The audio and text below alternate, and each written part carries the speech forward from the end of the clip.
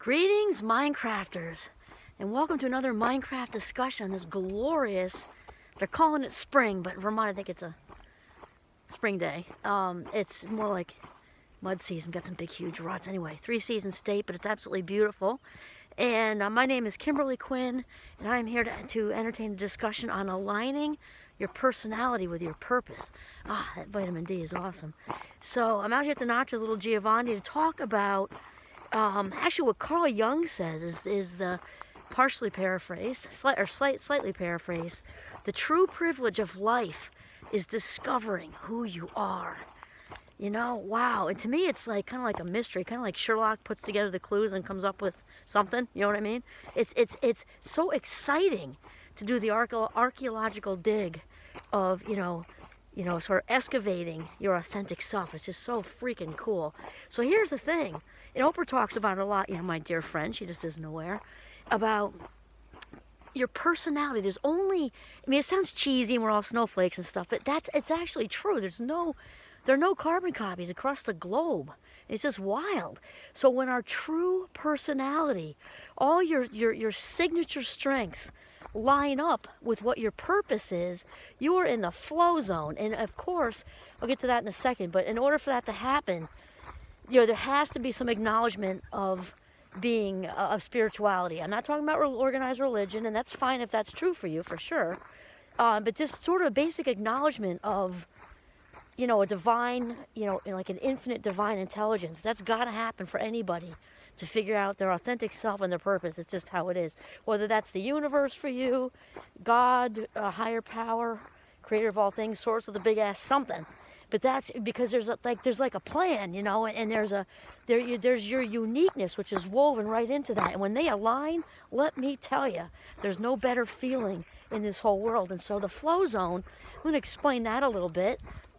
That is based on the work of Mihaly Csikszentmihalyi, and he talked about, you know, cognitive flow. And so what it means to be in flow is to be doing your thing, basically, because what happens is you actually lose sense of time and you lose sense of yourself, but not in like a codependent way or you're merged with somebody else and all caught up in that. You're just so in it. You're just so immersed in it. I think of myself when I'm teaching, also doing these videos, because I'm an educator. So when I'm doing any form of that, whether it's teaching or workshops or whatever, in fact, I'll tell you that Champlain is a clockless campus, which I can appreciate as someone who likes to be in the moment. Although, because I get so in the flow zone teaching, I will literally keep my students till midnight if I don't have a clock. And so I have to keep an eye on that and kind of break my own rule just so I don't keep them forever, which has happened a couple of times when I didn't have a clock. I think only like a couple times in 12 years, because I'm really like respectful of their time. I just get so excited flying around the room. Okay, so you lose track of time.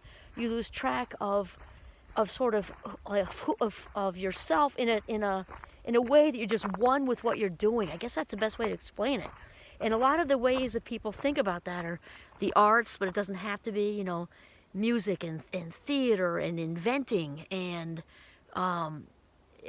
definitely sports. You know, Michael Phelps in the flow, swimming, you know, and all of our current Olympic athletes in the flow. But it doesn't have to be like that. Whatever it is for you, and it doesn't matter. It doesn't have to be mutually exclusive with your work either. You can, like me, teaching. You can love what you do and be in the flow. And that is a freaking gift, let me tell you. And you know that you're in the flow by how you feel, because you're just, it's just exhilarating and you just don't want to leave it. And then it naturally winds down, whatever it is you're doing, playing the guitar in your garage, writing music, writing poetry, and I said athletics, art, you know, being a barista at Starbucks and loving every second. I actually saw YouTube about that once. It was a young man, like an older teenager, who was just in the zone and being a barista, loved every single part of it. I actually saw another one once, I use these for my class, where the young man was he was a chef. I'd say more like line cook. It was at a chain, and I think it was a Mexican place, flipping up like the tortillas and everything, and just like in the zone. And then they interviewed him, and he was just loving life, kind of thing. So when you align your personality with your purpose, your signature strengths, that you're really meant to do, that's your purpose, man, you're in the flow. And the other thing about this is that it's bigger than us. Okay, there's the us part where it's super enjoyable and you feel like just at one with the universe. And the rest of it is when you keep yourself filled up like that, because you can't be in the flow if you're not filled up. When you keep yourself filled up, and your cup runneth over, and you're in the flow, you're rejuvenated by it, you're just like a giving machine to the world. And it feels good. It feels good because it's mindful giving. We talked about that. When we give mindfully, it's so life-giving. And it just fills us up. And when it's mindless giving, that's when we're running around being codependent and people-pleasing and rescuing, and it feels totally depleting eventually. Plus we get resentful. So back to, okay, what Carl Jung said, psychoanalyst, brilliant psychoanalyst, our true privilege your true privileges of life is discovering who you are, slightly paraphrased. Align your personality with your purpose. This is Kimberly Quinn signing off from the gorgeous Notch in northern Vermont. Have a mindful, mindful day.